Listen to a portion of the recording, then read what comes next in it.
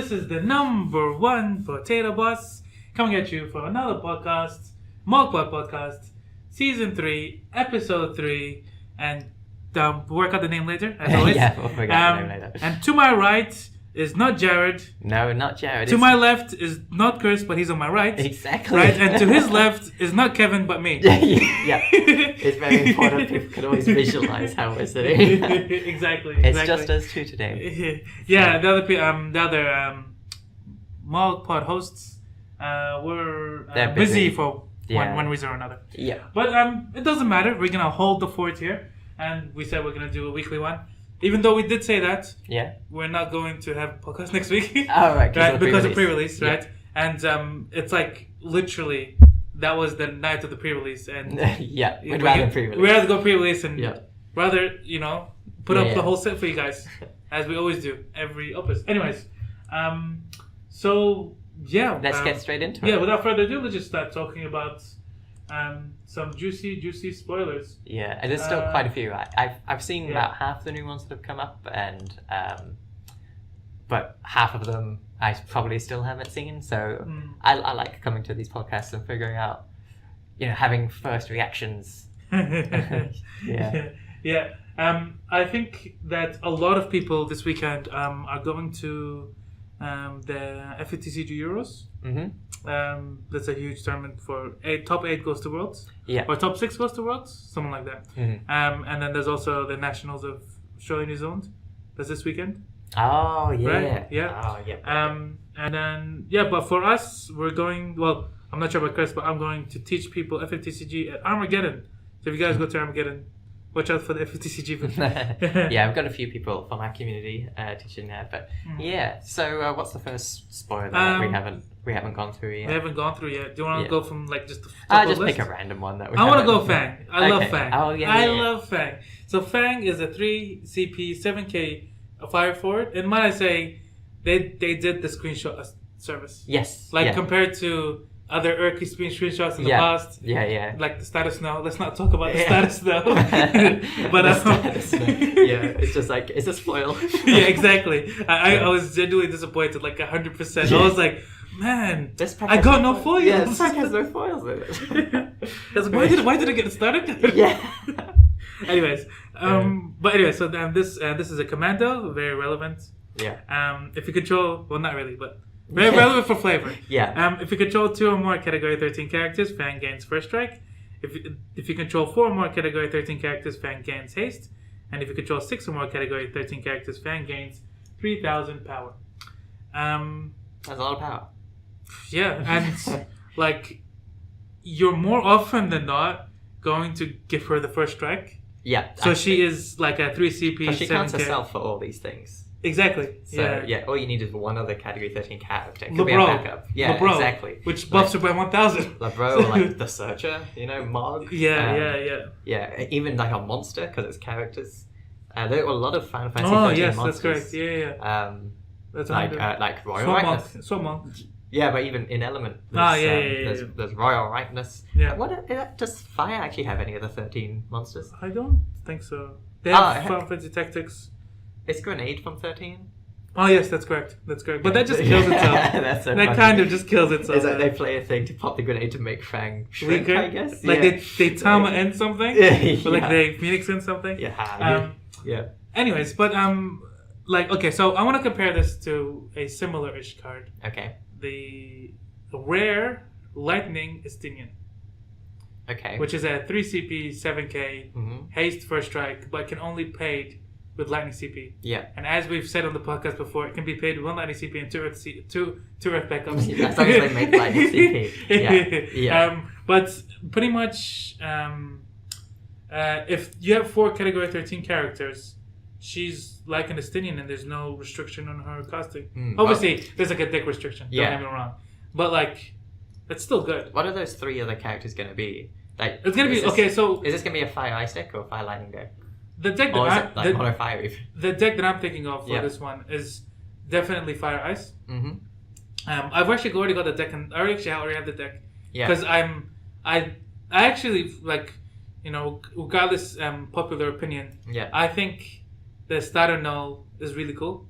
Yeah, he is really cool. Yeah, he's really cool. So I made a deck based all around him. Yeah. So I had the backup Sarah, the backup LaRoe, the backup Mog 13-2, that's 2 costs. Yeah. Actually, because of her, Yeah. I think I'm going to have to change to the Searcher. Actually, with the backup Sarah, Snow will be really sticky as Yeah, no, in that same deck, you play Opus 5 Snow. The one that gets... finds lightning? No. The one that gets plus 1,000 power if you control a card named Sarah, and plus 1,000 power if you control a category 13 forward. Yeah. So that one, right, Yeah. is an amazing Phoenix target. So you play 3 Phoenixes, right? You play Null, and then you have all the Null that you want. Is that a great Phoenix target? It's just because it's big, right? Yeah, it's a huge big. Yeah. But like, it's still value because they can't target with abilities. Yeah. And it's a big thing that they need to consider. Yeah. Like, obviously, there's better ETBs, don't get me wrong. But I don't know. I've played with Phoenix a lot. And the more I'm like, it's almost like 50-50 that I find that I want a forward that doesn't ETB, or I want a big forward that's just like guy. You know, like the 3CP 7K or usually 9K guy, he comes in. Usually, like, I just like Phoenix again because he's just such a big target. Yeah. Jared's joining us via the chat. We're not really viewing right now. No, I'm here. Okay.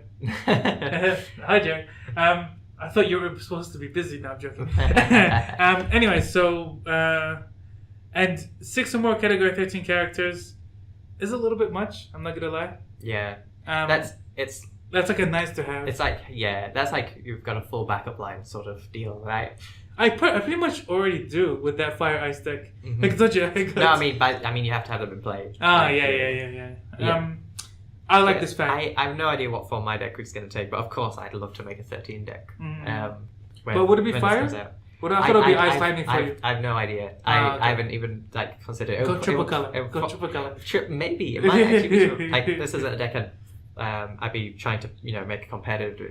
Well, I tried to make it as good as I could, but I don't think it'd be competitively viable. Yeah. But it could end up just being triple color. But in saying that, right, I could see this Fang being competitive. Yeah.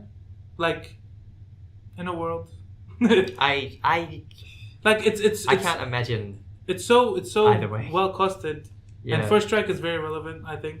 Yeah, especially in Fire. More relevant than people would think. Especially in Fire.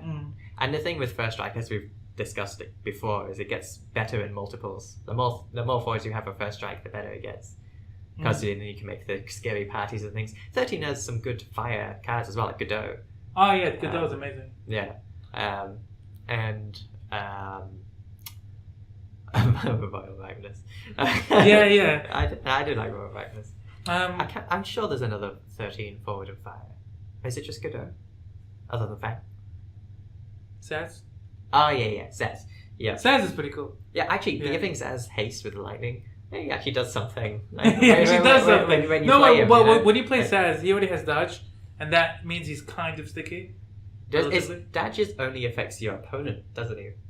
It doesn't say Saz can't be targeted at all. It's just your opponent's summons and abilities. Yeah. So you can give him haste. He can't be interrupted or anything.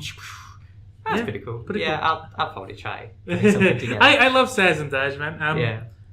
Like people used to hate on that card a lot. It's not warranted. But on this last weekend, last week on Wednesday, I bought a deck dedicated to Opus 2 Squall, the one that has First Strike and plus 1K for each Delph character your opponent controls. Math Squall. Math Squall. It's so funny, right? I was playing against Tony Shi, right, and he bought his own variant on Turbo Ice. Yeah, it was like mid-rangey Turbo. Yeah, kind of. Yeah. But anyways, so he had.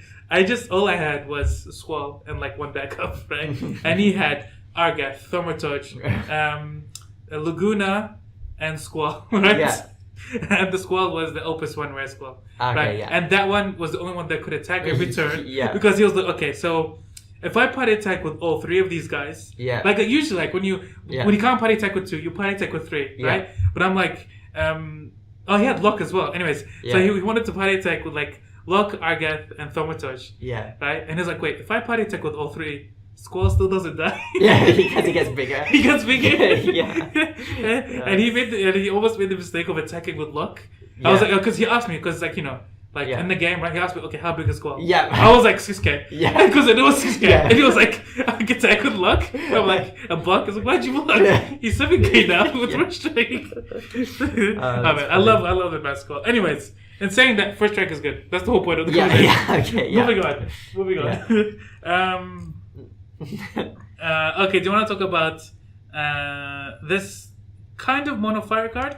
Sure. So this one is when it comes up, I think it's called Bogoven. Do you want to say it? It's a card. Okay, go ahead, Chris. Tell us what it does. 5-drop, 8k the 4 generals. Yeah. When he enters the field, choose one forward. Opponent controls. Yeah. When Bogoven enters the field, choose one forward opponent controls. If the cost to play Bogoven was only paid with fire CP, deal it 7k damage. I love the grammar that they always do on this. It always makes it sound like the card is the thing taking 7k damage. Oh, really? On the Strongest Sword Gilgamesh as well. Yeah. The way it's worded makes it sound like the card you remove from the top of your deck breaks. Oh, okay. Or takes 3k. Anyway, so Bogoven also has a special final backdraft. That sounds like a special. Special fire dull. Choose one forward of any element except fire. Deal it 10,000 damage. What does final backdraft mean? Like, when I first read it, I was like, is that like the kind of draft that you get out of when you open a window? No. A backdraft is a thing. It's to do with fire. It's when like a lot of oxygen gets to the fire, and so just like a massive explosion sort of thing. Okay. So this is the final backdraft. It's not just any backdraft. Jared was saying Warmech is also 13. Yeah, that's true. But Warmech's like... Meh, yeah. Anyway, so this card, even though I love Mono Fire, like I was like making Mono Fire with every new set. Yeah. Typically they're aggro-ish. Mm-hmm. And this one is really good. And if you like, if you want to compare it to the legendary Palom. Mm-hmm. And in a non-fire water deck. Yeah. Because the Palom is much better. Deal 7k is relevant a lot of the time. Yep. And the S is, not useless. Right? And I mean, it could come up, I mean, except fire, kind of. Like, but it's a relevant body. Yes, it's a relevant body. But my problem beyond that is that, at least the kind of decks that I would be making from Mono Fire, the 5-drop slot is premium. Yep. To the point where I went down to only 2 Emperor Zandes. Cool. Yeah. So because I think the strength of Mono Fire is to kind of overwhelm them with cheap big forwards like Caius. Guys, people need to playtest. What? Okay, I think it's a bit delayed because YouTube's a bit delayed. Yeah. Anyways, but in a world where have you playtested with the 4-drop Caius? The one in League I have. In League you have. Oh, you hate it? No. I playtested it in Mono Fire, right? Yeah. So 4-drop 9k with Brave. Yeah. And then when it leaves the field, enters the break zone. Sorry, it discard a card. Yeah. You just go ham with all these. Like, I played Dark Lord and Caius on the same turn, emptying my hand. Yeah. And if they remove Caius, then I'm just like, who cares? Yeah. Still have Dark Lord that was gonna, threaten the board, and it was so strong playing all these cheap, efficient, strong forwards. Yeah. And so what I'm trying to say is that the 5-drop slot is very premium, and I would say that I probably will put YUUUUJ before this card, unfortunately, in my Mono Fire list anyway. Really? Yeah, because. Oh, I guess in your list, you're super aggressive. Yeah, but it's just like the removal that's also on a forward is very strong. Mm. And 7k, it's a lot of damage to do at once. It is, yeah. So as we've learned from VV and Palom and Zande, Zande's 5k happens for free on the turn you actually get it though, so that's a bit different. Yeah. But I can see this being a good card. I just like I told you, I love playing Mono Fire, but I just this is not the card for me. That's all. Mm-hmm. Yeah. Do you want to move on to the next card? Yeah, sure. This card caused a lot of controversy. I guess we don't have to spend that much time on it. But it's a 4 CP EX bursting Ifrit. Summon from the city of Final Fantasy. Choose one forward, deal it 7,000 damage. If Ifrit results from an EX burst, deal it 8,000 damage instead. What are your thoughts, Chris? I mean, it reminds me a lot of Shiva in Ice, in that Ifrit seems to be like the bad summon that gets support. That's what Shiva is as well, right? Like, typically, right? Because when you compare it to Zalora and Glacia, like you get one payoff summon, like the Opus 4 Shiva and the Ifrit that you can Opus discard. 5 Ifrit, yeah. Because I wish there was more Ifrit. Like they considered the name Ifrit a lot. Like they costed it into this card. Yeah. A lot, that because his name is Ifrit. Yeah, that's like they do with the Shivas. It's just that's Ifrit's identity within Fire. So if you want to go ham with the Ifrit, it's just that I want Ifrit to do more than just deal damage. At least Shiva freezes things as well.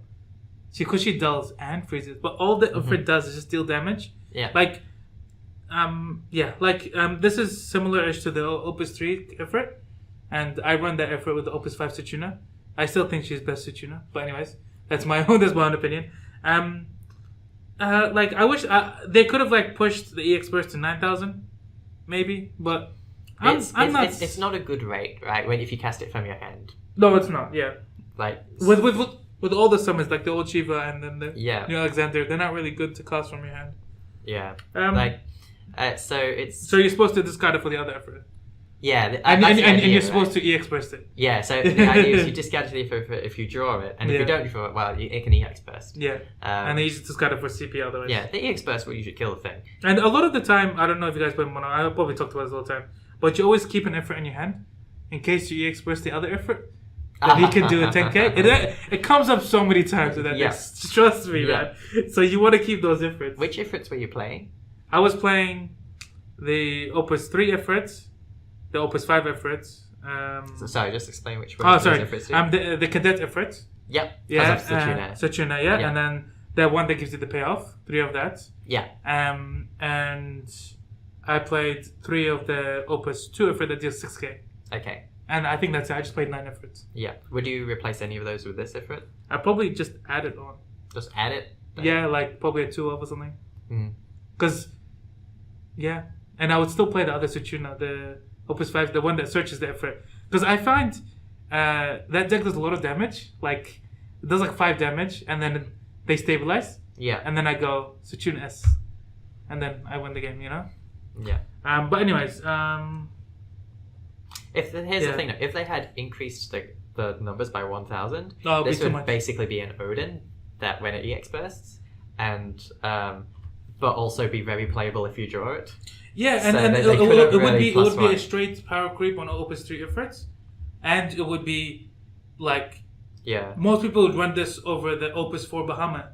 Opus 4 Bahamut is a 4 drop, does deal 8k and RFGs. Yeah. I mean, I guess would you give up an RFG for EX burst?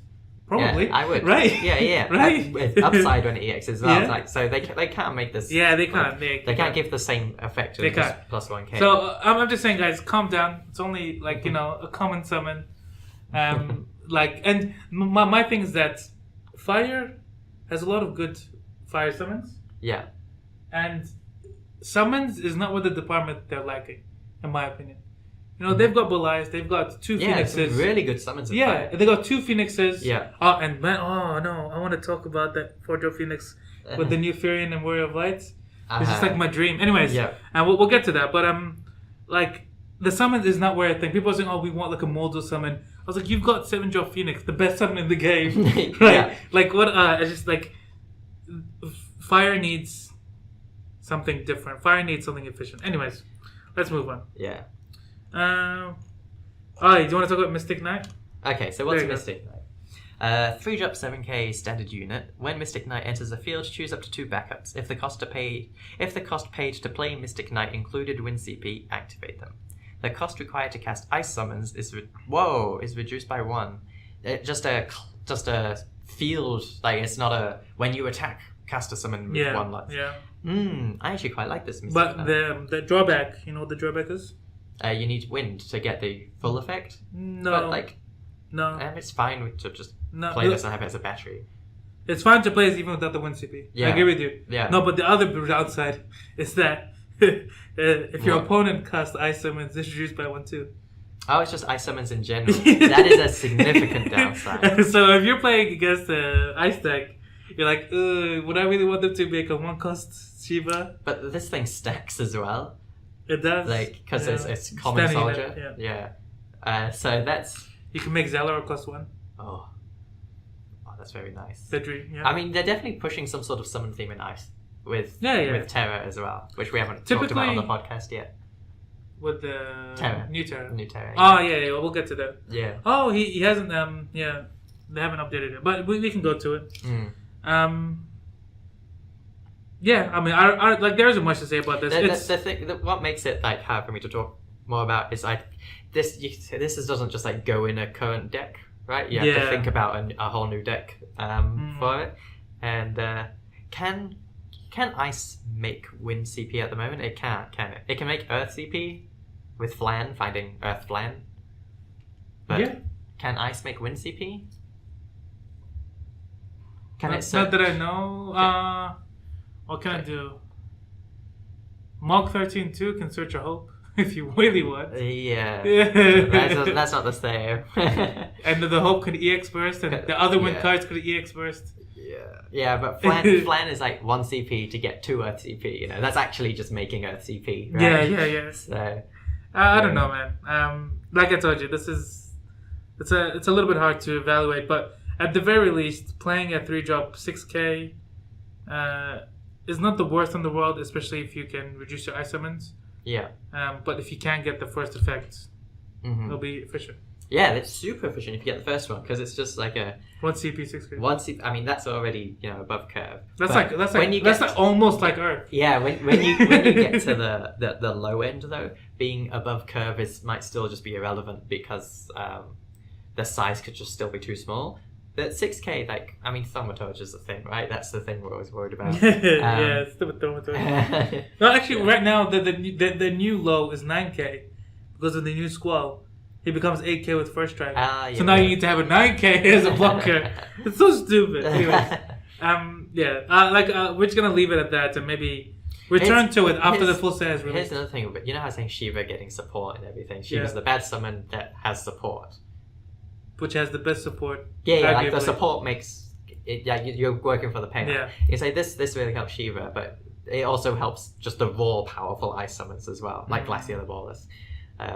Glacier, making Glacier cost 2. Yeah, if this costs 1 and then Glacier costs 2, it's like this thing is like that. If you cast a summon the turn that you play and you use win CP, it's like you just paid 3 for the Mystic Knight but got a bonus summon. I mean, you have to spend the card in your hand as well, so it's not quite the same. And also that CP comes they back. can't interrupt us because there's no NTB, and you can just cast a summon. Yeah. Straight away. I guess it has to be a 3 CP summon for what I'm thinking. Like if you want to cast Glacier, you play this first, activate 2 backups, and then Glacier costs 2, so you don't have both again, and then it's kind of like just a free 6K in a sense. Oh yeah, the new Terra. Where can we can just explain what she does. Yeah, but we're going to talk about it an extended amount of time or not? Sorry? Are we going to talk about it an extended amount of time? I can just find probably, it. Actually. yeah, so I'll just find it. Yeah. Wait. Give me a second, guys. I'll just find it here. Yeah, so tell them what the new Terra does. So what she does is she's a 3-drop backup in Ice, and she's... Is she from Dissidia as well? She's just Category 6. Yeah, so she's from Dissidia and Category 6. She's a Magitech Knight. Jobs are becoming quite important nowadays. Really? Yeah, like summoners costing less and things like this, But Magitech Knight... That's not an important one, but it's important to know that her job isn't relevant. Yes. And what she does is whenever you cast a summon... It's any summon, right? It doesn't have to be Ice. Yeah, so whenever you cast a summon, you choose one forward your opponent controls and dull it. You have to choose. It's not up to 1.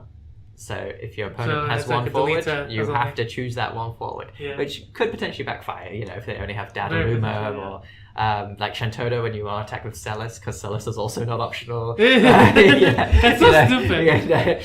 So, I feel like was that intentional? Yeah, probably. The have to for the 4K. Yeah, probably. Okay. I think it was for a couple of reasons. One, because it helps like people actually get the effects off even if they forget them, sort of thing, because the game says you have to do them. That's true, but if they forget, the judges will rule that it didn't occur. Like the if it's already been a turn. Yeah. They won't be like, that's already the damage. Yeah, but anyway, there's there is still a time window after you've forgotten where you can go back and do it, and also it makes the game more interesting when you're forced to do something as well. Like choices are very interesting, but these sorts of like have to do this beneficial effect, so there's a chance it can backfire. It makes some lol situations. I was saying to Jared today how if you're playing like an Ice Lightning deck that has this terror in it, and your opponent only has 1 forward, you can't use remove to do 7k to it. Like you can still choose it with remove, but then terror has to dull the thing before remove resolves. So which is funny. Like that'll never come up, but these sorts of things could come up. But yeah, so there's so much to unpack in this terror. Sorry guys, like this computer is not really helping me. Which is fine. So, but there's so much to unpack because she's called Terror, she's category 6, and she's a backup, and then the actual effect itself. So before we even get onto the actual effect, she's a category 6 backup in Ice, which gives Ice gets 2 category 6 backups. But now you could just like play the backup Kefka by finding an Earth Flame, and then you can have 2. But you could do that. Having 2 category 6 Ice backups means that lock can trigger in mono Ice just with backups. Like you don't have to have. This is useless. Yep. Because normally lock would trigger from Setzer and Justelian Umpire Sid. It does, yeah, and then that's the usual thing. But now you can just go naked lock. Just lock. And people play naked lock. Lock anyway. is good enough to play, without the discount trigger. Like he's just so good. Like if he didn't have the S, he'd be good. If he didn't have the enters the field, he'd be good. If he didn't have the enters the field or the S, he'd be good. How? Like he'd still be good. What if he didn't have? If he was just a 3-drop 7k when he does damage to your opponent, they discard a card. Just that is good. All the rest just makes him insane, right? Like he'd be more of a choice, whether to play him or not in certain decks if he only had. Well, if he only had that, maybe we'd run the other look. Maybe, like there's actually a case to be made. But yeah, with all 3 lines of text, that's insane. Okay, finally I got it here. Oh, excellent. Me too. While you bring that up, I'll just keep talking about it. So that's really nice synergy there. But then we get to her effect. Because she does cost 3. So she's got to do something for you to justify costing 3, and she's not a searcher. Yes. So whenever you cast any summon, choose 1 forward opponent controls, dull it. That's like... So how much CP is dull a forward worth? Like 1.5. So you got to cast like 2 summons to get a bit of extra value, right? If you got to cast 2 summons to make this a 0 CP backup. Yeah, that's really good. A 0 CP backup, right? If you cast 2 summons and get value out of the dull, yes. What I've been thinking, and get value out of the dull. Yeah, because there's no point dulling if you're not going to do anything. Yeah, exactly. Because what I've been thinking with this terror, so many thoughts, is how often am I actually casting summons? And the summon I'm almost always casting in Ice is Zalora, and she's so good with Zalora because she like dulls an extra thing.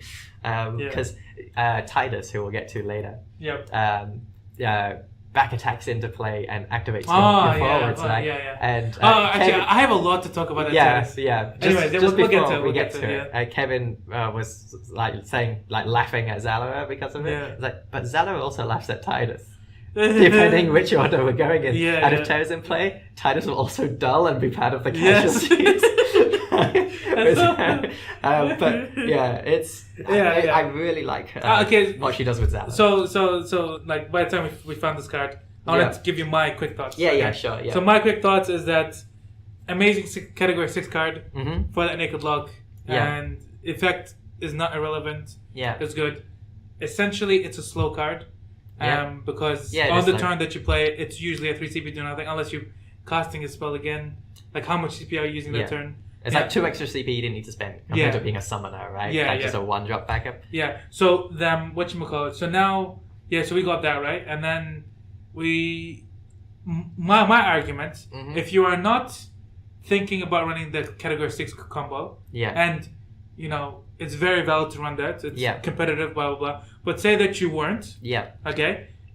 If you wanted a 3 CP do nothing forward, that gets you value It's a later backup, on. Oh, sorry, 3 CP do nothing backup. Yeah. That gets you value later on in the game. Yeah. Then just run Opus 6 Summoner. Like, so the Opus 6 Summoner, if you guys don't know, is a 3 CP ice backup. They'll pay 1, get back 2 ice summons from the break zone. Mm-hmm. And I think that's way more versatile than this if you don't factor in its category. That's all. when you play Terra, probably discarding a card. Yes. So then, and even if you're not discarding a card for Terra, if you're doing anything else that turn, now you're almost definitely discarding a card. So you're losing a card by playing Terra compared to Summoner, right? Yeah. So in your head, you got to be like, is it worth losing this card? So all my summons dull things, an extra thing now, right? And I still think it's very strong, even thinking of it that way. Because that Summoner, right, has way more versatility. You can get back Amateus to kill the forwards that cannot be dulled like Guy. But that Summoner works really well with Terra as well. It does. Don't get me wrong. So many summons. Don't get me wrong. It does. It does. With Glacier being able to choose 3 modes, well, that's pretty insane. Essentially, right? Yeah. Like you get to discard a card, freeze a thing, and then Terra will dull the thing. Glacier doesn't have to choose a dull forward and freeze it, does it? No. You just freeze anything. Yeah. So you can. That's so good. And then of course there's the Zalo, as we mentioned. The Shiva's the best Shiva sadly needs to target an already dull forward. The Opus 4 one. Well, best right. Shiva, I guess if you're playing a Shiva deck. If you're not playing a Shiva deck, the best Shiva is the Opus 3 Shiva that dulls 2 forwards. So I mean, so people are saying this card is broken. I'm saying not even close. Yeah. It's a good card though. What I think would be really cool to do with that is play a bunch of Moogles with this. Oh yes. So you have Terra, and then you play a Garnet finds a Moogle. No. Garnet to Bismarck herself. Della forward, and then play another Garnet to Bismarck herself again. Della another 4. That's amazing value. You're just dulling forwards for no. It costs still. You got to pay the Garnet. You got to play Garnet each time. So it's 1 CP to dull it. Because you pay 3. Yeah. To give so it goes back to your hand. So that's 1 CP dull. Amazing. But not really, because you're not discarding the Garnet. You're playing her again, right? Yeah, but so you have to pay 3 CP every time. You have to pay 3 CP every time, but every time she goes back to your hand, then you can discard it for whatever you want. So that's still 2 CP. No, but if you want to play her again, the first, if she ends up in your hand, then sure. But she will end up in your hand because you'll Bismarck her 3 times. Go back to your hand and you deal 3 forwards and you attack. You can play her again though. Find another summon. You could, yes, yeah. With water, Fairy would become pay 2, activate a forward, draw a card, dollar forward. Wow. No. It wouldn't be pay 2. It would be pay 1 because of Yuna. Yeah. If so pay 1. Pay 1. Activate, dull, draw a card. Yeah. Yikes. That's and if Garnet's in play, not the starter Garnet, but the Legend Garnet, also plus 1k to guys. Yeah. What else can we do? Graviton. Do we want to go the Graviton plus 2k? Just have all these things that trigger. Does Graviton have a trigger from Earth summons or any summon? Oh, does I think it's just Earth summons. Oh, okay, yeah, that's right. Yeah, that's right. But that's amazing. That's also, with Phoenix, this is very good with Phoenix because you can bring back Sid Ulstein, Sid Reigns or something. And this Terror will resolve before Sid Reigns. So you can dull a thing and benefit from a dull thing. A thing that targets a dull thing. That's really good, yeah. My gripe with this is actually the Sid Reigns will be better with the 4 CP Phoenix. Because they'll 2k to everything, bring back Sid Reigns, and then deal 5k to it. or 4K. Sorry, what was that? The Sid Reigns will be better with the Forge of Phoenix. Like because you can even go Sid Reigns and then tell something. Sid Reigns is just the first thing I thought of that targeted.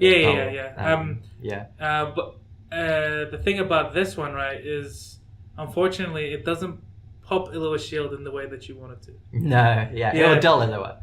Yes, it will dull Illa. You kind of want this to be first, and then you can like glassy it. Yeah, like that'll be amazing, right? If you could, but you can't. Yeah. Like anything that I would advocate to. It can pop Illa if your summon is trying to do something else, though. Like if you're just using Moogle or. That's true. Or glaciering something else, or, then you can still get rid of the shield. It's just a free effect over time. I think she's worth the 3 CP. Oh, she is, but like my counter argument is that why don't you run Opus 6 Summoner? That's all I'm saying. Because if it's not for the category 6. Because like you don't have to invest extra CP to get the dull effect. Like at the time that you're doing it.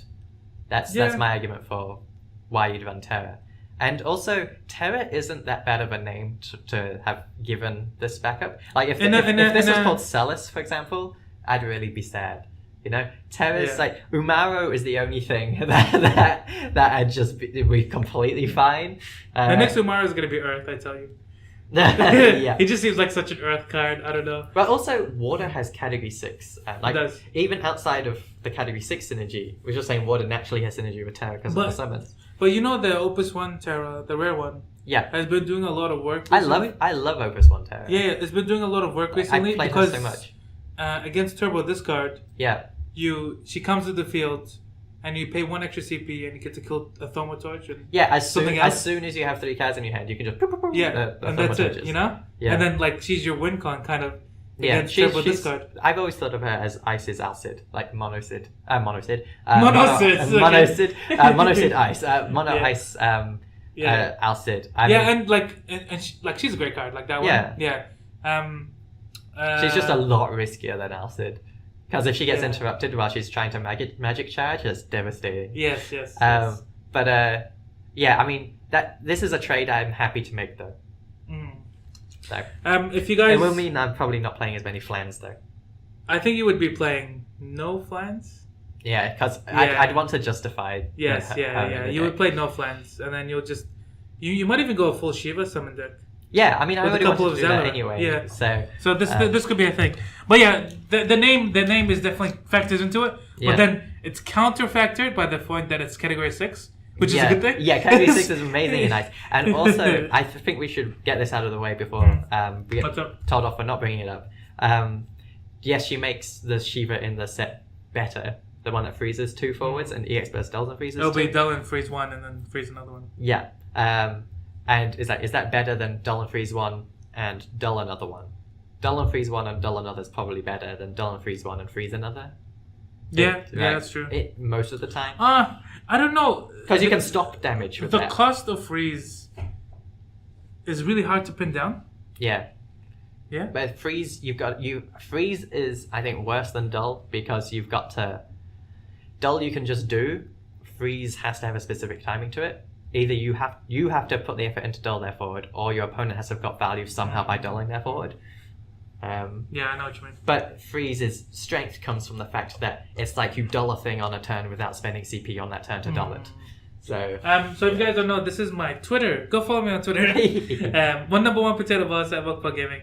Let's have a look at this Dorgan. Okay, I haven't seen this Dorgan. Okay. Oh no, I might have. I'm not sure. We'll see. Okay. I want to tell you the imaginary plays I want to do this Dorgan. Yeah. Right? Probably not really 100% relevant, but it is. So there's a 4 CP. Wait, what? I'm sorry, I've just seen this Dorgan. He looks cool, man. No, I mean the effects. Okay, yeah. So 4 CP went forward. Dorgan, he's a Dawn Warrior, which is relevant with all the other Kelgars. Yeah. 8,000 power on curve. When a backup enters your field, choose 1 forward opponent controls. Remove it from the game for as long as Dorgan is on the field. So that literally means that as soon as Dorgan leaves the field, they come back onto the field. Yeah. And they get their ETBs again, which is super weird. You know what this does? This is a wind card that gets rid of the Emperor.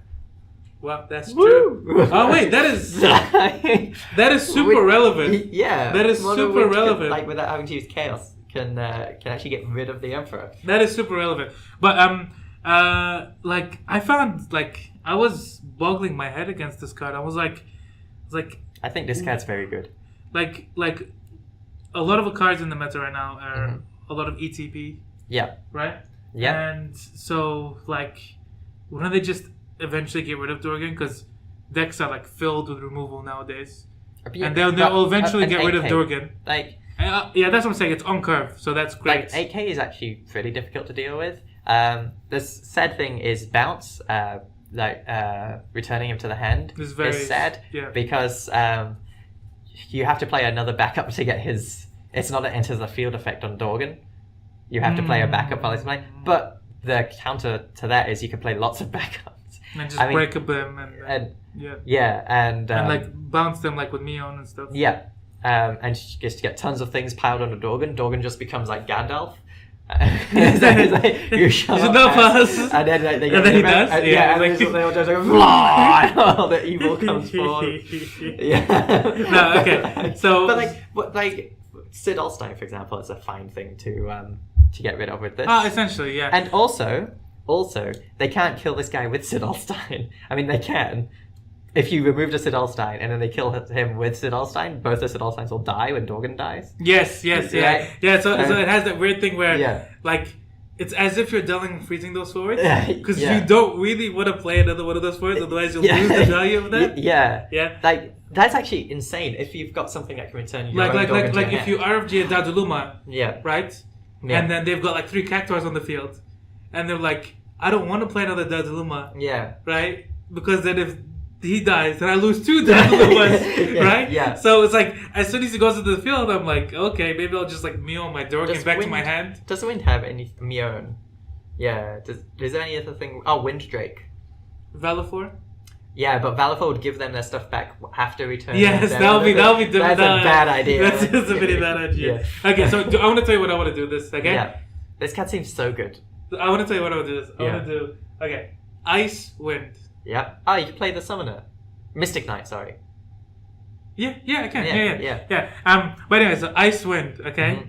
I play Dorgan, and then like I RFG like say 2 forwards, right? Like just like keep it reasonable. Yeah, okay. And then let's say that they didn't have an immediate answer for him. Okay, and then I got back to my turn.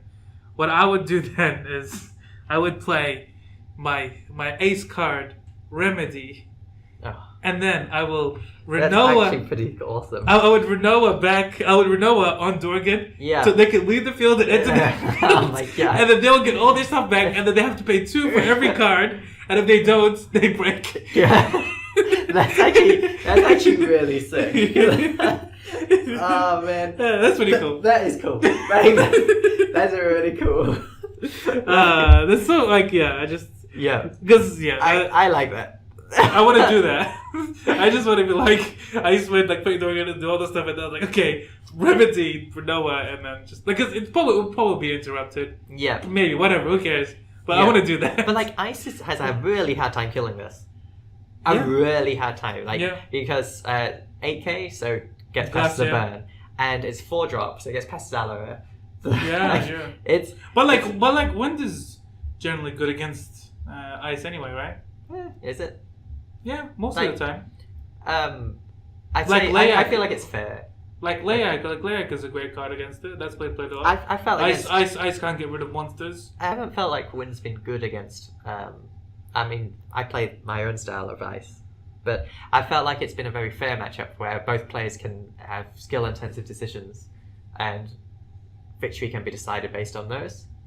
Yeah, I mean, like I know where you're coming from, but out of the deck that has probably the most answers to ice, would probably. Well, Wind just has Activate, right? Which just is a complete anti-ice. Yeah. But yeah. And so that isn't that good enough, kind of thing. It had the really cheap Activate. Whereas like.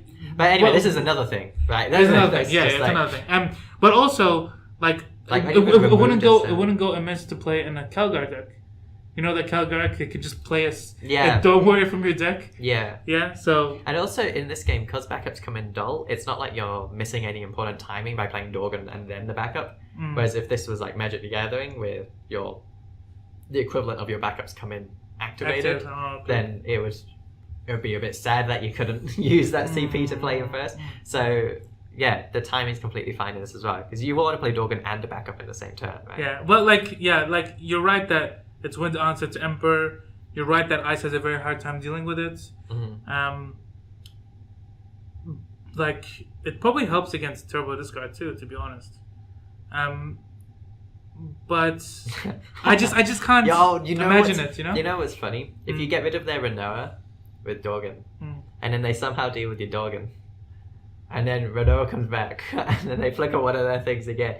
If you get rid of your own Dorgan with Murin, because Renoa isn't optional, you have to remove one of your forwards from the game and bring it back into your control dull. Okay, yeah. So you can use their own Renoa to dull their forwards.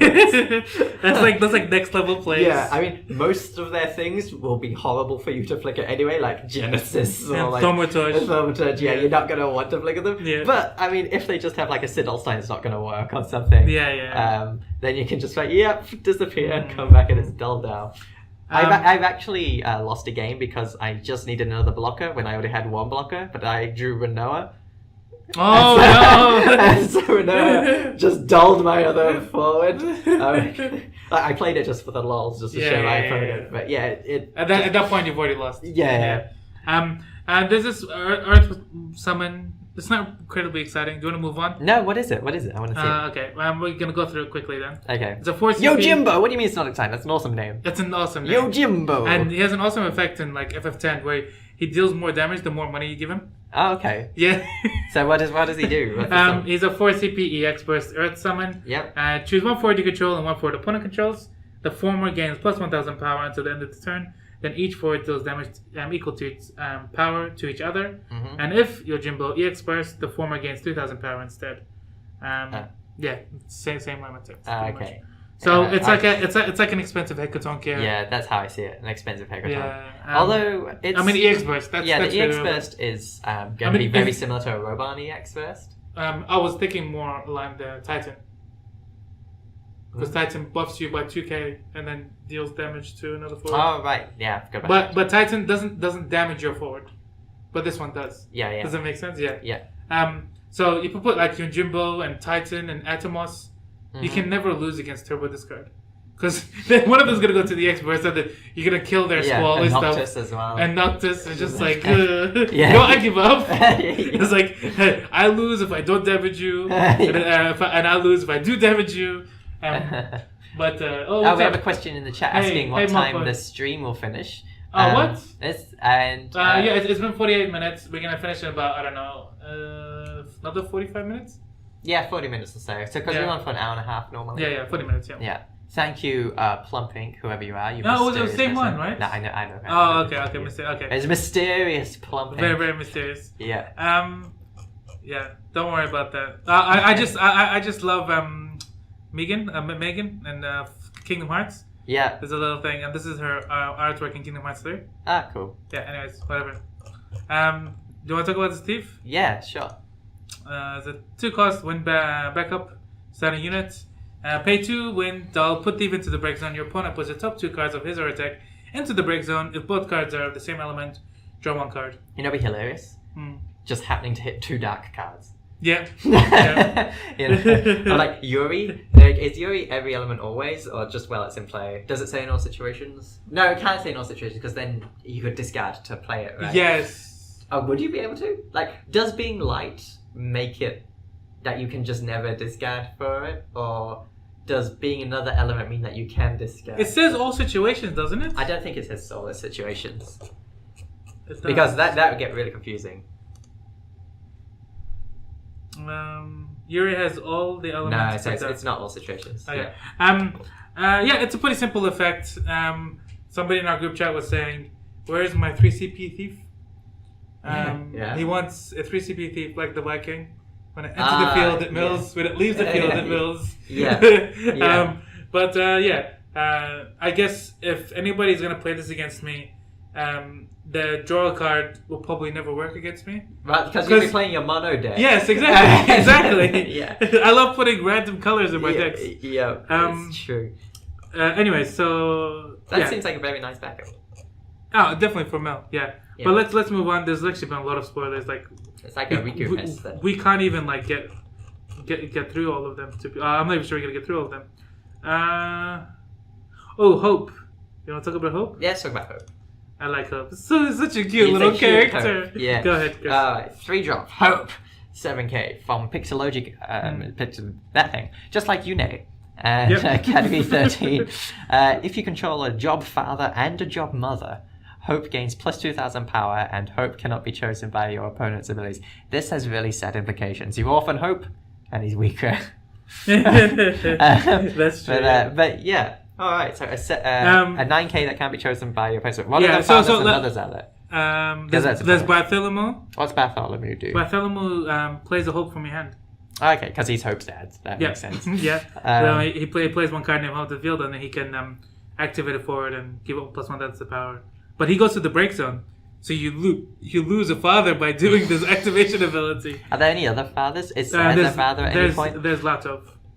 Oh, the Latov that can get back a Yuri or a Chilinka from the break zone. Okay. Yeah. He's a 5-drop fire backup, and yeah, that's pretty much it. There's Elaria, which is a mother, which can be used instead of Nora. At least that also has Chilinka synergy. It does, yeah. It has Chilinka and Yuri synergy. Yeah. Or you just have Nora, which searches for Hope. Yeah. The Express as well. But the thing is, right? Yeah. Technically, doesn't both his parents die? No, his dad doesn't. He doesn't die? I don't think so. They don't show his dad dying. Like, his house gets attacked. Yeah, but does he come back in FF13 too? No, because he's older. I know, but like, come on. Like, he can be just older as well. Yeah, but like... whatever. Yeah. But like, I was saying that it should have actually been the job mother or father in the break zone. And then Kevin was like, okay, so if you've got 2 job mother or father in your break zone, give Hope plus 2,000 power. If you've got 4 job father, mother, give Hope, can I be chosen by abilities? And if you've got 6 job father or mother, Hope, can I be chosen by summons? It should have been like that. So you just discard all your fathers and mothers to the break zone. If we're gonna do like Hope storyline flavor, it should be if he's chosen by Odin. Oh yeah. Then you can play a lightning from the field. Yeah. From your deck. From your deck, yeah. Lightning comes from the No, lightning would come back from the break zone, I guess, because this is at the point where she's broken. She's like, I can't do this. Well, you can't do this anymore. Therefore, I don't want. Yeah. No. It'd be you play a lightning, and then it says shuffle an Odin into your opponent's deck, and face up. Oh, okay. When they draw it, immediately they have to cast it, and targeting Hope. Oh, okay. What if Hope is not on the field? Hope comes back. Oh, okay. Yeah. Oh, if Hope is removed from the field, other than Odin, the RFGs, until Odin gets drawn. Yeah. So then Hope comes back, and then instead the Odin will kill the lightning. Is this so? Is this TCG the storyline of FF13? Yeah. This is So you shove. It doesn't kill the lightning because lightning actually takes control of it at that point. So at that point, lightning will become the Twilight Odin. You get control of the Twilight. Yeah, you get a Twilight and Odin, lightning becomes like one of the good lightnings. Yeah, okay, yep. Yeah. Anyways. Why don't they just do that? Yeah, exactly. But this card is good. Like, if you were going to go through that synergy... Giant walls that can't be chosen by abilities especially they are good. And then you suddenly realize, like, when you play against the Kani Senna... Yeah. Like, it's like a stress testing against your deck. You suddenly realize... I don't have many summon removal. Yeah. Like, I was like, oh, okay, so I actually need to put more summon removal. Summons are inherently the worst type of card in the game. Yeah, so it is. Usually you don't play that many. Usually you want your forwards and backups to do that. The thing is, a lot of these giant walls in Wind, there are few exceptions, but most of them, by the looks of things, need commitment in your backup line. Yeah, so you can't really just play them all. You kind of have to decide... Which one? Candy Center takes up 2 backup slots, right? Yeah, it does. This takes up 2 as well, but like, so you technically could do it, but that's you've got 1 backup slot left for whatever else you want. Like it's like, and also Bartholomew is a little bit awkward. And the you have to play the Hope. Yeah. So at that point, just go like Fire Wind and play Latov. Yeah. You know, and Latov is like pretty good to play at almost every point in the game. Yeah. You can go Fire Wind, Chilinka with Hope and. Yeah. Yuri. That does need a one of those things in the break zone, and it's unlikely Yuri will be in the break zone because you can't discard him. But Chilinka can be. Yeah, Chilinka can be, but it means you'll have to draw the Chilinka first. Well, as well. But as then, the but multiplayer. oh, okay, then don't worry about Nora. Just play Illyria, and just have Illyria and Lotov as Hope's parents. He's been adopted. Yeah. The other sad thing about this Hope is that I've recently made.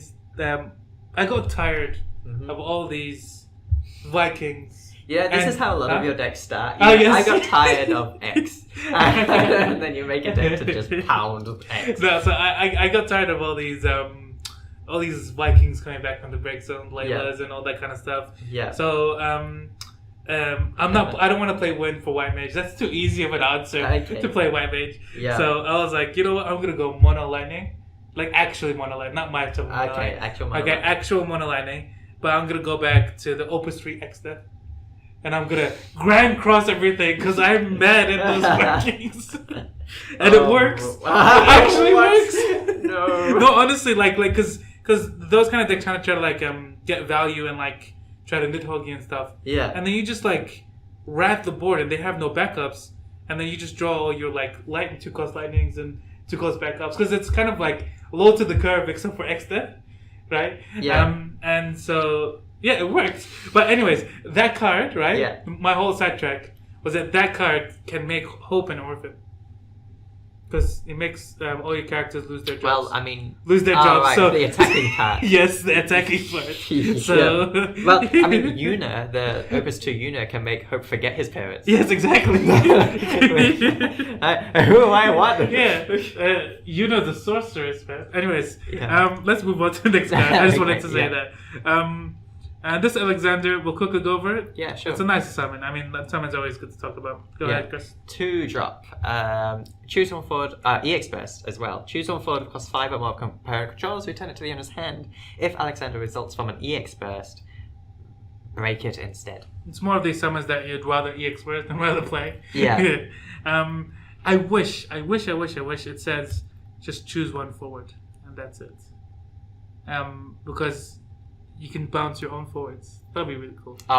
Choose one forward of cost 5 or more. Full stop. Yes, yeah. I thought you meant because- just choose one forward in general. Like Jesus, like, Oh. not without the 5 or more restriction. Oh, no, Just no, like no, a no, really no. good Leviathan. No. Yeah, yeah, that's true.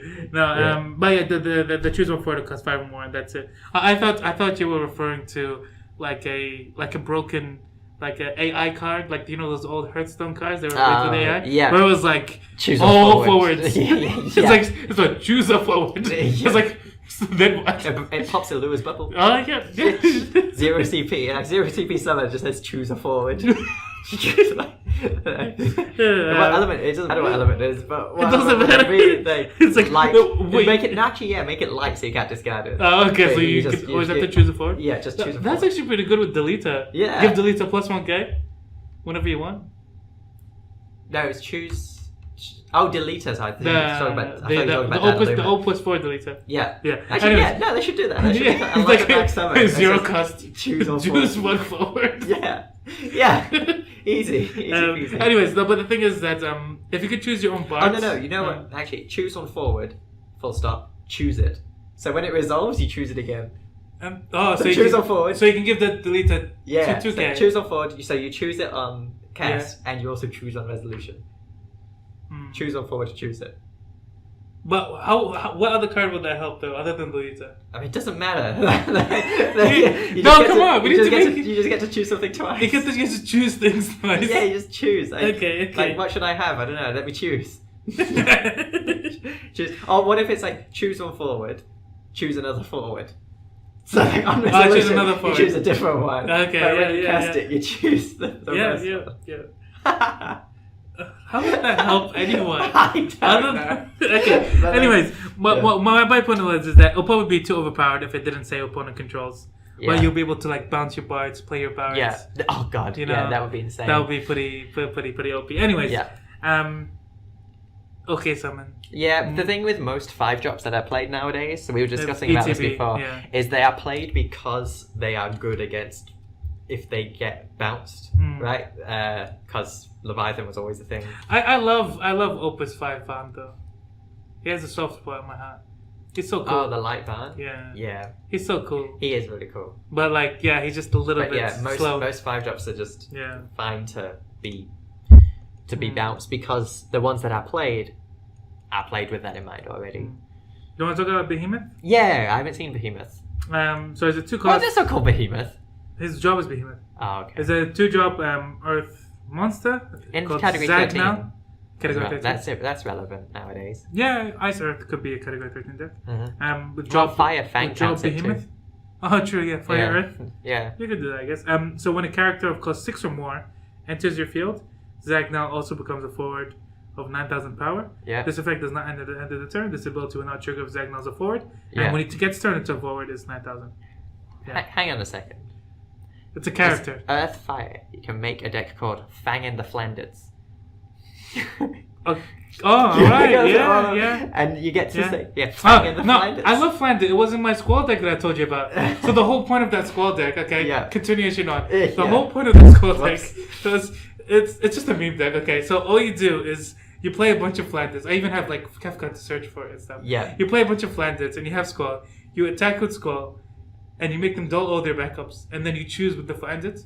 They have to discard if they want to block squall. Yeah. And then I do that again, and I have like at least 1 or 2 other forwards, and then because then they can't block anyway, and I do that, and they have to discard, right? And then if they do pay for it, right? Like I block with it, right? Yeah. I have 1-drop Mateus to break him, You know. just to screw with them. You know. That's the whole point of the deck. You know, I think everyone I've met has a soft spot, including myself, for Yeah. Flandits. Oh, okay, Right? right. Because since the pre-release, they were really good in the pre-release. Yeah. That sadly, they don't quite cut it. I think in No, they don't. competitive, No, they don't, competitive yeah. play. There were some decks in the North American Championships that played it.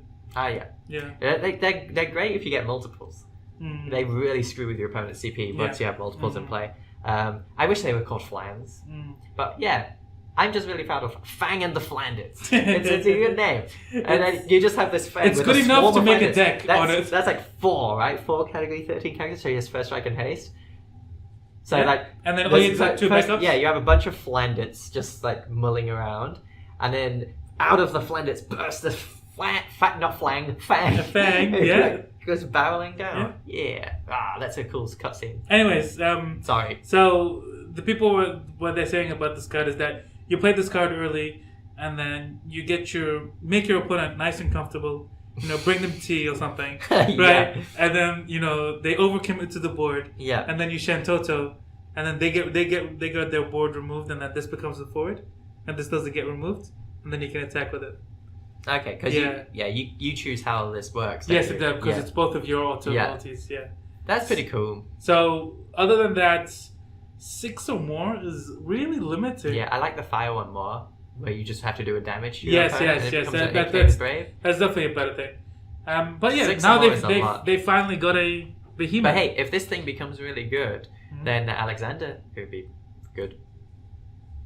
Yeah. Though who knows? But I still prefer the fire one. Yeah, me too. Let's move on. Oh no! No, well, we already did that, right? No, he's cost 6 or more. This is what I was Ah, right. because I was right. thinking of Sarah and no, but then you're in 3 elements, and you'd have to find a Flan to be able to play the. Maybe the you thing. got Earth Lightning and play Opus 1 Lightning? Could be a thing. Opus 1 lightning. The 6-drop finds an Odin? Oh, that lightning. Yeah. I really like that lightning. I have a soft spot for that lightning too. She's got really awesome artwork. She's a very collectible card, but after playing with her in title series, where I could always S her, the fact she gives up the attack to kill a thing really hurts her. Sadly, Yeah. She's like, Anyways, let's talk about the lightning. I'll give you the pleasure to it. Talk about this lightning. So yeah, 2-drop backup. She's a Ravager, which is weird. We'll get to that later. And she has a dull. Choose one category 13 forward you control. It gains haste until the end of the turn. So tell us why Ravager is a bad job. Okay, so It's not job girl, that's why. because it's not a girl. Yeah, lightning's not a girl. No. Because awesome artwork on this. Oh, I man, think yeah, it's amazing. the foil is gonna look great. Yeah. Because that white isn't the normal white background. It's actually cutscene white, so the foiling will just Anyway, Don't steal all of these foils from me like Goomba. I'm sorry, but it's lightning. I've got to pick up lightning foils. I know you do. But anyway. But Goomba, you've got like a whole stash of them. Yeah, of course I do. Goomba's amazing. Just wait till Goomba becomes like the thing. Like no, I do think it is the thing. I play in a lot of decks. I played in that Squall deck. Yeah. I'm not kidding you. Oh, no. I like it. Yeah. I love that Goomba. Anyways, yeah. Anyway, so lightning, Ravager. So all this can does is give something haste. What job in Final Fantasy 13 but it's gives very something efficient. haste? Tap. No, I'm talking about the job, right? What right, job in Final Fantasy 13 gives something haste? Synergists.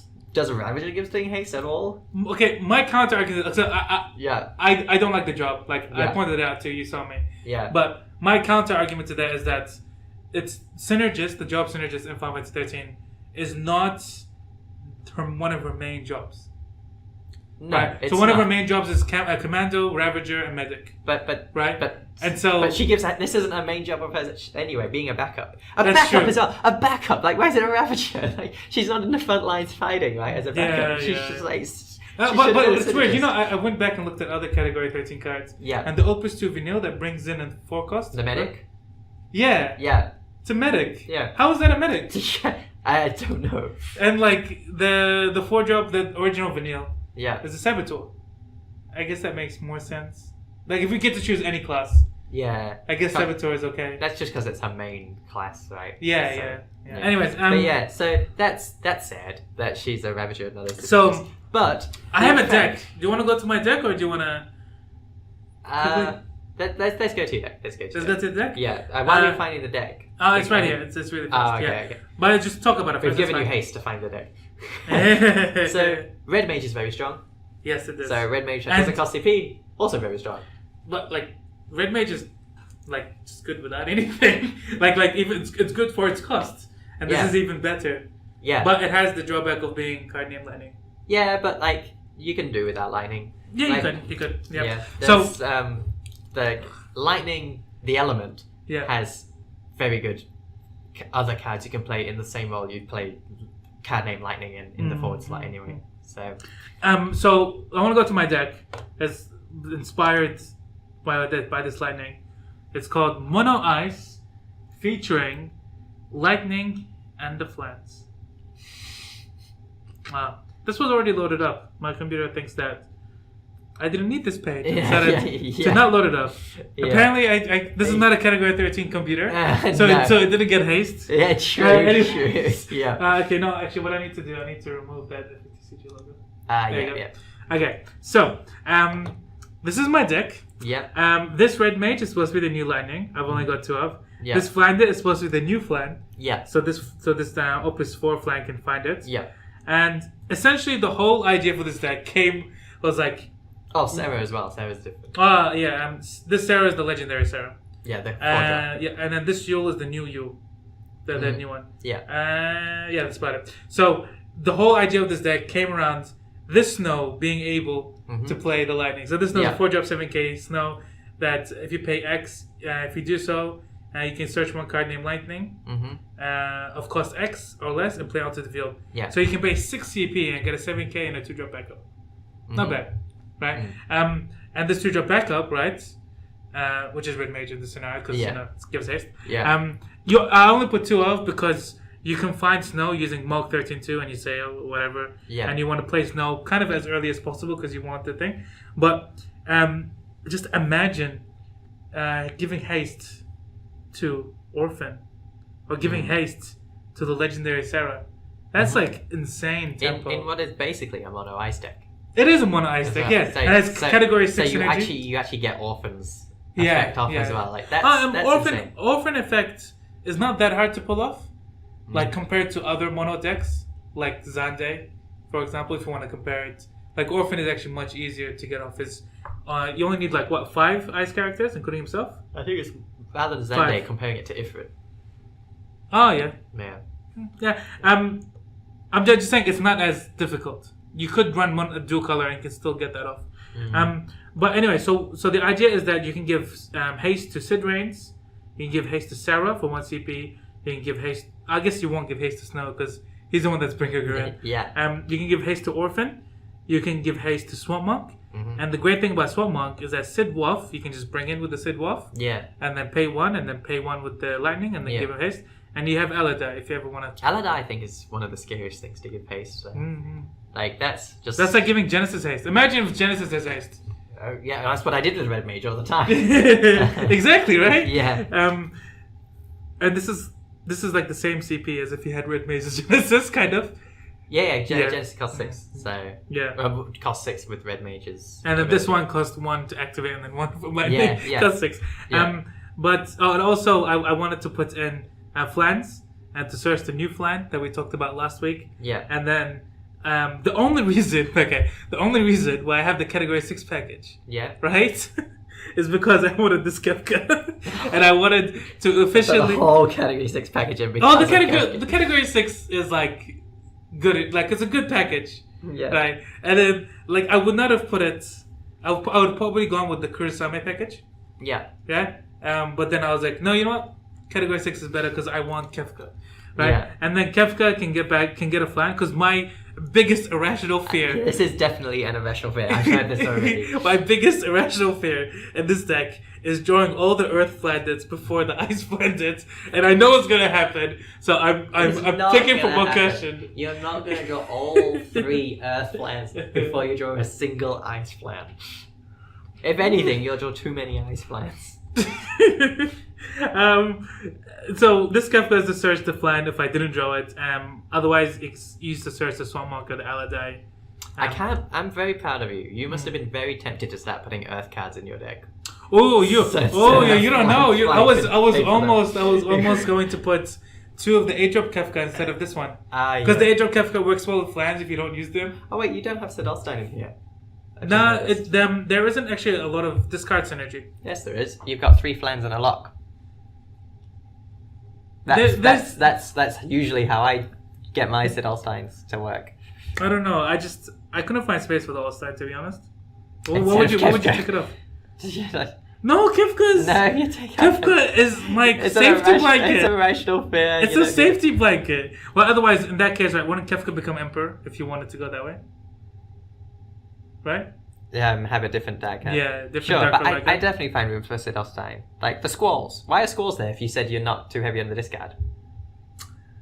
Because Turbo Discard exists, and I have found that using their own tools against them is actually really strong. Having a Squall just sit there and only being cost 2 CP, and most of the time him being 8k because they make you discard everything anyway. It disincentivizes them to Gesper you, so you probably have a summon up your sleeve. It's like one of those... Okay, it's a meta choice. Yeah. Anyway. But otherwise, what I would change is 2 Squalls and a Ysayle. That I could probably take out to put in Allstein, I guess you can say. But yeah, 3 Garcia because that and 2 Zelda because they're good cards. Yeah.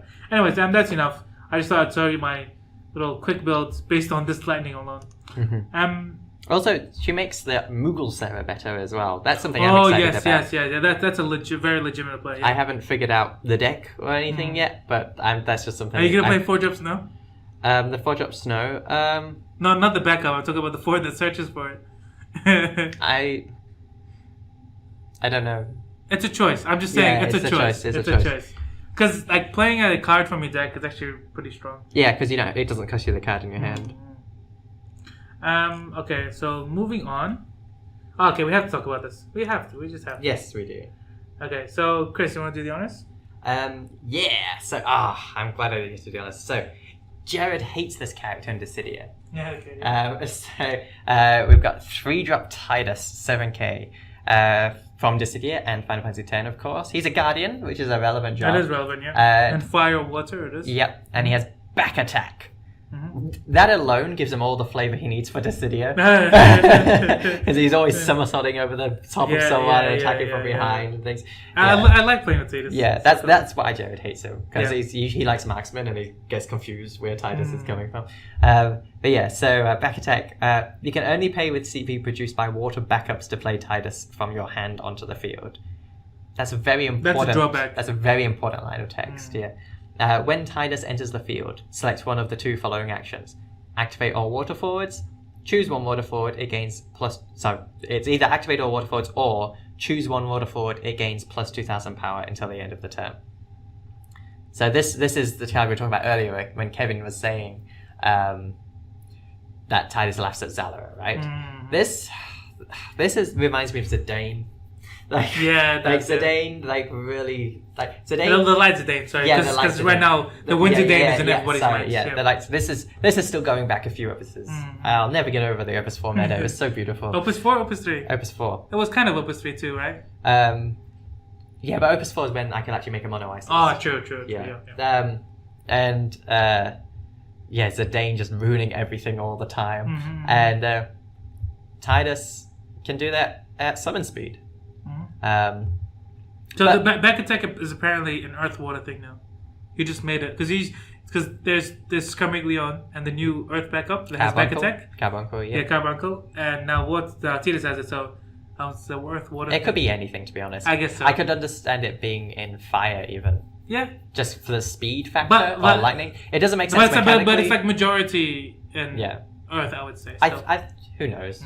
Anyways, it doesn't matter. It doesn't matter. So the card itself, though, having to have 3... Okay, the first thing when I saw this, what did I say in the chat? I was like, WTF? Yeah. Nimbus! I was sad because this when Ice has to pay only Ice CP, they get Nimbus. Hey, okay. You know? When Water has to pay only 1 CP backups, they get Tidus. Right now, right? Yeah. Ice can't really complain because they got all these other Ice has all these. Nimbus is just always going to be a sore point for me. Like, Nimbus is supposed to be super powerful, and he's just like a piece of garbage. They could print another Nimbus. I wish they get back Cadets. And we didn't go over it, but a new Rem got spoiled.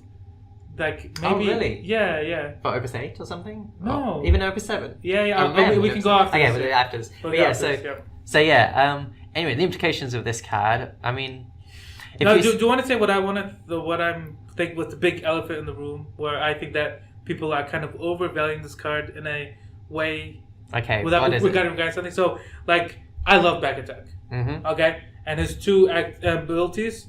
like relevant in almost every state in the game. Yep, have perfect synergy with back attack as well. Yes, it does. Yeah, 100%. Right, but if you're playing against a mono water deck, or if you're playing against a fire water deck, right, and you leave 3 water backups up and pass the turn, right, I am going to play around this card. Okay. Right. So like what I'm trying to say is that it's like really telegraphed, even though it's not like Scarmiglion is not really telegraphed, right? Yeah. And having like a Bismarck, they might have a Bismarck, but you kind of do it anyway. Yep. Like depending on that's the scenario. That just makes the game more skill intensive. I don't think it's a bad thing entirely. Oh no, I'm not saying it's like inherently, but I'm just what I'm trying to say is that the value from Tidus is much greater on your turn. Because now what you can do is just attack freely and have your backups up, and it won't be a huge tell.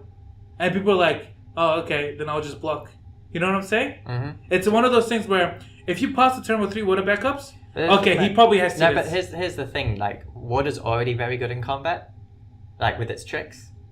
A lot of Water tricks involve combat anyway, you're already thinking about those. Plus 2k isn't that good compared to what Water can do. But essentially they win combat and then they get a free 7k. The 7k is like I think the back attack is because here's the other thing. You got to think as well in terms of what's good about being at summon speed. It gives you options to do things in your opponent's turn, which means you need, apart from the obvious value of Tidus, what he can do to screw up your opponent's combat. He'll get even better if you have other relevant things you could do instead in your opponent's turn. So, for example, Famfrit. If your opponent doesn't play a forward, you can just start piling the pressure by playing Tidus in their main phase 2. Whereas if they do play a forward, you play Famfrit instead. But at that point, that makes Tidus like a opponent discards 2 cards because they'll probably just Famfrit them anyway. Like say that they use up their backups. And they say they have a Famfrit in hand because let's say they have you now. Yeah. Right? It's still good value, don't get me wrong. Yeah. But it essentially makes Tidus a 3 CP in a card, makes opponent discard 2 cards. Because they would have to discard a water card and Famfrit if they efficiently use their turn and try to pass. No. I'm not talking about against someone with Famfrit. I'm talking about you have Famfrit. Oh, right. In your opponent's turn, you can do either one with your backups. That's the strength of having lots of summon speed things. Is if you have multiple good things you could do one of them, then that's where back attack becomes really strong. Yeah, and like obviously you can like the obvious answers is to make him block with a 9k. And you know what's so funny, right? Is that he clashes with Jet and they both die. Because Jet is a 9k in the service. Yeah. So it's like Jet attacks and then he goes I don't know.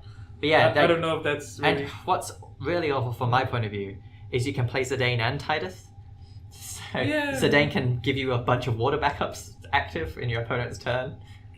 And that's really, really sad for me. As in like if you choose the activate category 9 characters. If you Phoenix in a Zidane? No, you just play Zidane and activate your category 9 characters. Okay. Then so there's Ico. What other ones? There's Mog 9. There's and then there's Vivi, and then there's the other Vivi like card, and that's it, right? I don't know. I just know there are a lot because when Kevin does it, he always seems to have all his backups. Yeah, there is 5. No, there's 4 or 5 unique ones. Like the thing is, you don't have to activate 3 backups because you could just already have a backup somewhere around. Like just activating 2 is fine. That's true. Like Ico and something. I don't know. Water settle the wreckage. Settle the wreckage is a magic card. Okay. Which it kills your opponent's things. Basically, summarizing it very briefly, it kills your opponent's things when they attack. Oh, okay, okay. It's a bit different to that, but like that sounds like Mateus. Yeah, but then you don't have to block or anything. You just... No, but the other Mateus. Oh, yeah. Anyway, so but it kills all of your opponent's forwards, which you could potentially do with Titus if your forwards match up properly to theirs. Yeah. Oh, but that's what in FTG we attack with 1 forward at a time. Oh, sorry, true. Forward, no, I forgot about that. Yeah. But the thing is that it's a good card. Yep. And it'll be played in mono water. I'm not sold on him in mono fire water. I would think that the other Titus is better. The fire water guardian tech. The having to cost from water backups specifically, that's super restrictive. Because I've tried to play Nimbus. Okay, that's a lie. I've never tried to play Nimbus. But this is why I've never tried to play Nimbus. Right? Yeah. So you can't do this like in your first few turns. Yeah, no, that's 100%. But like, I think that also people might be overvaluing it just a little bit because I think that, like I told you, the best way to do it is on your own turn, right? Because I don't think it is. Yeah, that just is my opinion. I'm just saying that because at that time it's not a huge tell, right? And I know Mono Water has a lot of tricks. No, but like if you can just use the same logic. Like when you're blocking, you'll play around water tricks.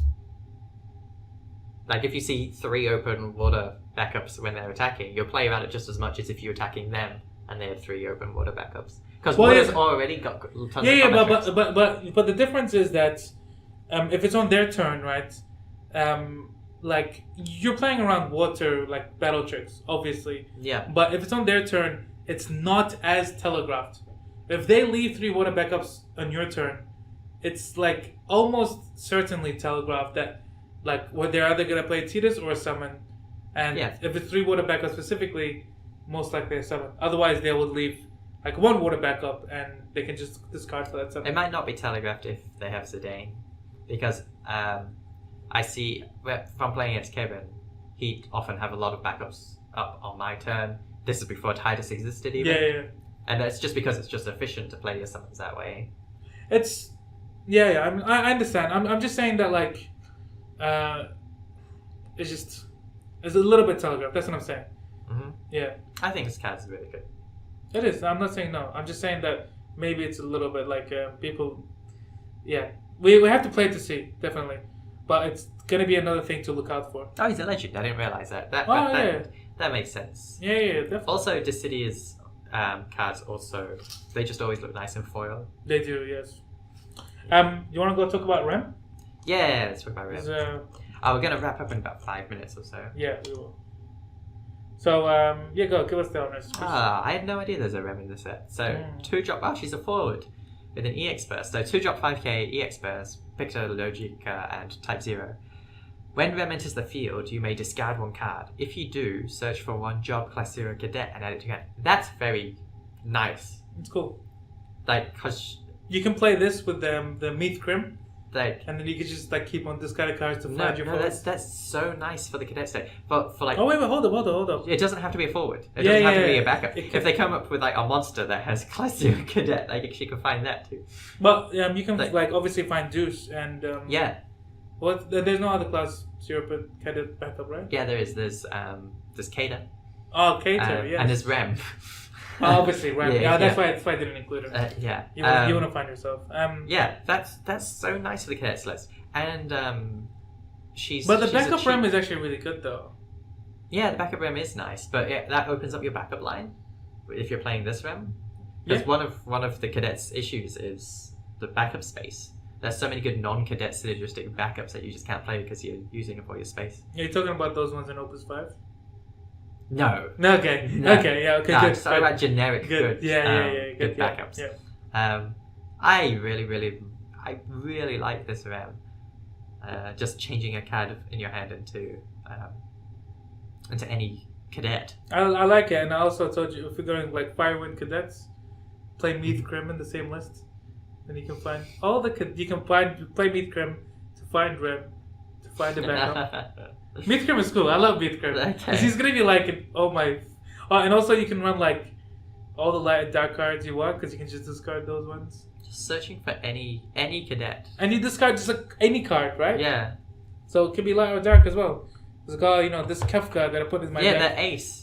Yeah, the ace. The light ace, Yeah, which the light I don't ace. think the light ace was very good, but this actually gives them a use for multiple light aces. Like, you're probably right about the light ace. Mm-hmm. I'll still put him though.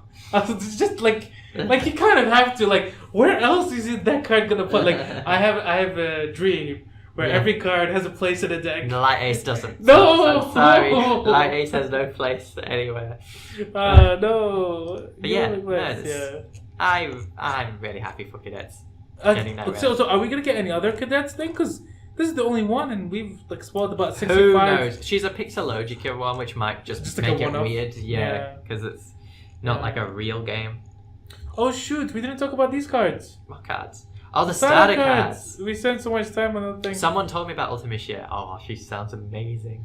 Should we go fast through? Because next week we won't have a podcast. Sure. Okay. And then the week after will be the whole set is revealed. Yeah. Okay. So let's go through it like hot shots. Okay. Okay. Sure. Okay. So 2-drop 5k Warrior of Light fire forward. When Warrior of Light enters the field. Yeah. I said that we're single line of text first. Yeah. If you control 4 more forwards, Warrior of Light gains haste. Uh-huh. And when Warrior of Light enters the field, all the forwards you control gain 2,000 power until the end of the turn. Mm-hmm. What's your hot take? And then I'll It's say a 2-drop. Yeah. Anything else? Well, why 2-drops are relevant. But I think I'll leave that for you to explain. Because of Phoenix. Yeah. Yeah, and this is an amazing Phoenix target because you have like a battle trick. And if we get like, it works really well with also the Red 13. Just to be clear, you're talking about the 4 CP Phoenix. Yes, the 4 CP Phoenix, yeah. The 4 CP Phoenix that deals 2k to all your opponents forward, which is actually really relevant now because of Vikings. Mm-hmm. But that's another point. Oh my god, you know why else he's really good? He's a 2-drop fire back forward. Yeah. Godot! And also Golbez. Because you have 4 forwards with Golbez, he has haste anyway. That's funny. Golbez, Godot is he really won't good. Get the other line of text though. No, he won't. He won't. Nah, but come on, he just has haste. You just want that.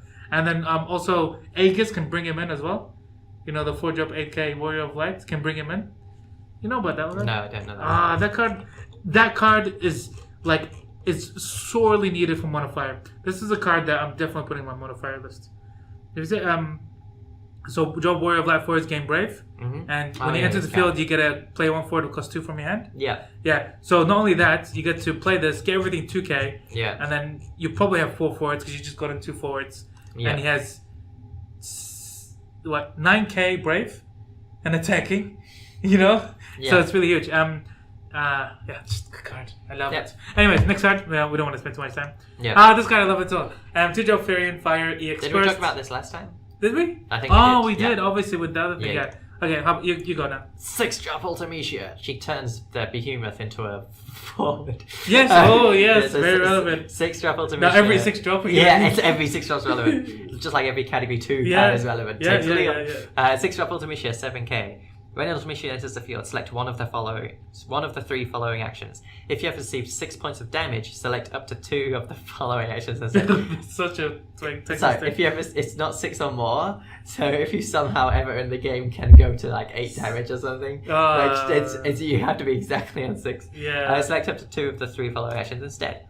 Choose up to 2 characters opponent controls. Dull them. Freeze all the forwards opponent controls. Freeze all the backups opponent controls. So I'm gonna start, and then you're gonna finish it off. Well, okay. So all I'm gonna say about this card is that it works amazing in my squall deck because I dull all their backups and then I freeze them. And it kind of synergy because they're both 8s. I don't know why. Maybe I'll run the forward Renoa. But the backup Renoa. Oh, the backup Renoa. Yeah, that's another thing. And also, I also run Star Sybil, so I can Star Sybil this in. Yep. Very relevant. Yeah, that's all I'm gonna say. Star okay, Sybil. Star Sybil. Of course you, that's Star Sybil. But just freezing your opponent's everything. Well, monsters, but freezing your opponent's everything, like that's so good. The first ability is dull 2 characters. I mean, it's like, oh my gosh. You can dull a monster if you want. Freeze everything, like a 6 points of damage. Yeah. Freeze everything. Yeah, like freeze. This feels like something like an actual controller can take advantage of, right? You can actually do your thing. I wish FFTCG can go a bit slower to make these control decks go into the meta. This is just what you want, because then you can start Renovaing it. You can keep getting the effect of having 6 points of damage. Those time, like with Renoa as well, you just start they just skip all their turns because backups come into play dull in this game. So they oh my gosh. 6 points is very awkward though.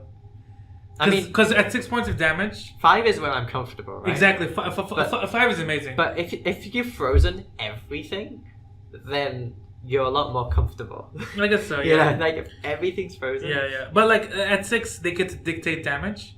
Yeah. So they get to dictate combat. Yeah, but they're frozen. You know, I know what you mean. I know what you mean. But it's and then you Reno them, and people get really mad. And I'm like, the reason I don't like ice is it's so uninteractive. Actually, this is more interactive than Turbo Discard. So that's fine. That's fine. Because you actually have to take 6 points of damage. That's the next card. I really like. Sure, let's move on. Yeah, I really like it. We'll talk about more in the future podcast. We did the Emperor last time. Yeah. So we found out what Cecil did. Cecil. So Cecil is a 5-drop EX burst. Yeah. Paladin. When it says onto the field, choose up to 2 characters, so monsters, backups, forwards. Yeah. Activate them. If you received 5 points of damage or more, that's the comfortable things that we were talking about. Yeah. Cecil gains still 2,000 power, and Cecil cannot be chosen by opponent's abilities. This is one of those giant walls that doesn't take up your backup line. It doesn't take up your backup line. And 3 cost 8k with 3 cost 10k with that. That's amazing. Yeah. And Earth Wind, you can run the other Cecil as well. Yeah. And you can just S the other Cecil until you get to 5, and that Cecil dies. Mm-hmm. And then you magic pod that Cecil. Yeah. And get this one back in. And the thing is, and this can activate itself as well. And this thing, it's like 3-drop 8k, right? Like even without the 5 points of damage. Yeah. That's still relevant. That's very good. Yep.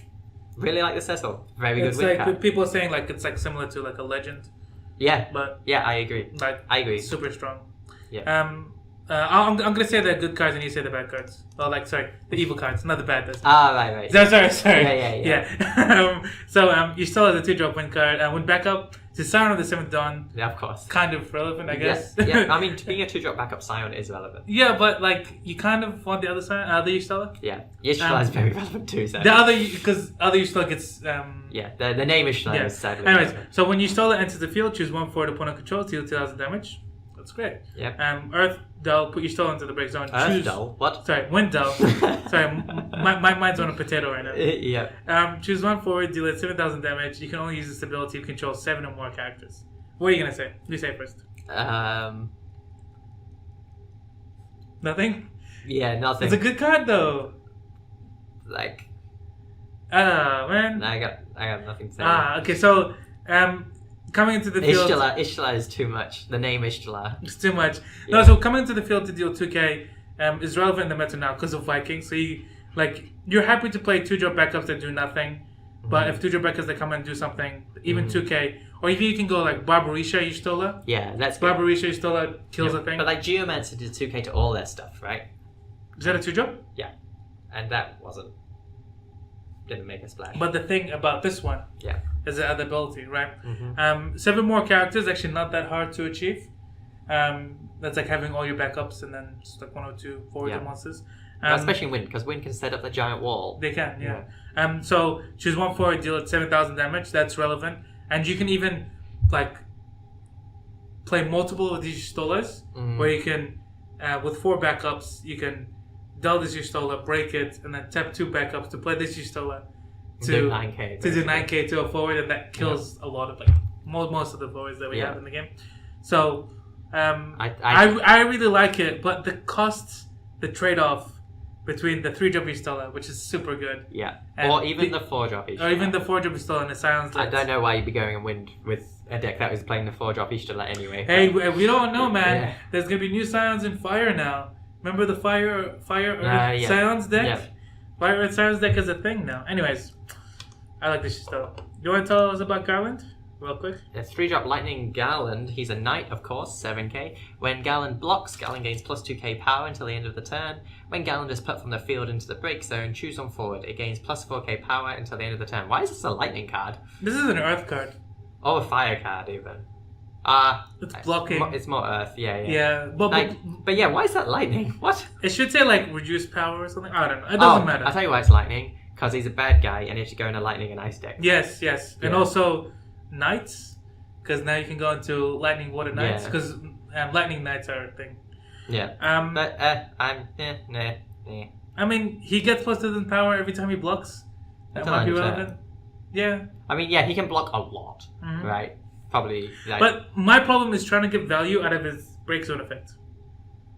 I can't see how you would get value. Like, it goes to the break zone, buffs won't even forwards. Now you can Hecatonk. No, the idea is, so what he wants to do, this is the weakest use of a forward in my opinion, relying on it blocking.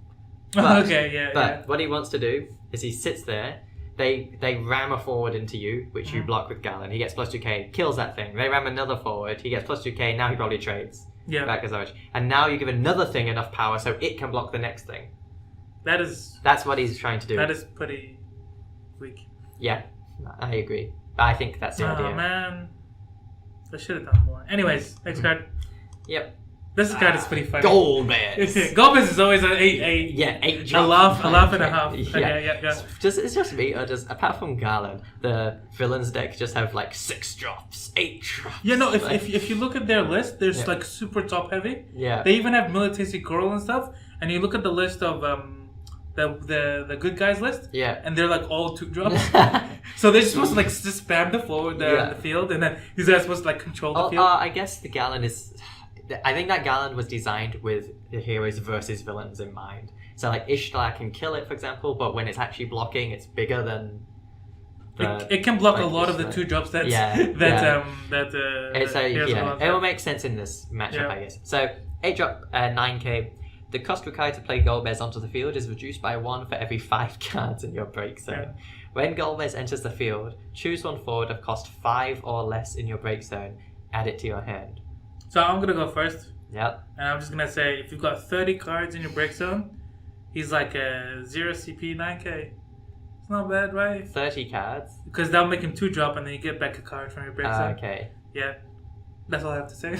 Go ahead. All I'm saying is I'm killing my YUUUUJ. Oh, okay. Do you know in the villains lists? What? They have your favorite ice backup. Wait, what's my favorite ice backup? Your favorite ice backup. The way you're saying everything is not actually my favorite ice backup. Dr. Sid. Oh my god! What? Does the heroes list even have anything that can kill Dr. Sid? Does it run Archer or something? I don't know. If they run Archer, is Dr. Sid like the only thing? Like, I have to look it up. I don't think we have time to look it up, but yeah. Sorry, it's not Dr. Sid. Dr. Sid, if they kill your backups, doesn't have to be Dr. Sid, right? Oh my god, why is Dr. Sid in there? Anyway, okay, interesting. Yeah, so that's gonna be a laugh and a half. I want to verse you with the starter decks. Yeah. And be like, let's play. Yeah. Oh, I want the villains, of course. Yeah, obviously. Yeah. No, because come on, Warrior and Farian is my guy. Yeah. Did you guys see the art that I posted? It was Mecha Chocobo. Like, here's the thing, the Emperor, right, can kill those dull things. Oh my god, so you like Ultimate Mission, freeze everything. Alright, my turn. Okay. Kill a thing with and then I EX burst Cecil, and then activate everything. 2 things. You actually 2 things. Close enough. What are the summons like in these starters? Anyway. Glacia and Shiva. Jesus. 3 Glacias. Jesus, this is an amazing product. And the Fire Wind is like 2-drop Ifrits, I think they have. And then what else? I think they have 4-drop Phoenix. Yeah, it's going to become a lot more relevant in this opus, yeah. Oh, like even in this deck, look at these 2 forwards, you know? Yeah. Like with Farian is good as well. Anyways. I think that's it. That's time to wrap up for today. We're running out of time. Well, we just had to do it because doing a little extra for you guys because next week we're not here, just to let you guys know. Yeah. And so don't forget to like our Facebook page, go to Twitter, and I said this before and I'll keep on saying it just to hype it up. Yep. At the end of the month is the MogPod anniversary. Oh, it is, yeah. Right? And we've got something very special planned. Huge news. Biggest news you've ever heard. No. Yeah. Maybe I should have done a Trump impression when I went there. But anyways, it's gonna be huge, and you guys are gonna want to go there and. It's gonna be huge. Anyways, YUUUJ can get haste from lightning. Oh really? Because YUUUJ is a category 13 forward. Oh wow. Oh yeah. What else is in water? Just him. Okay. It's gonna be huge. It's gonna be huge. Yeah. Anyways. Oh wait, is that gonna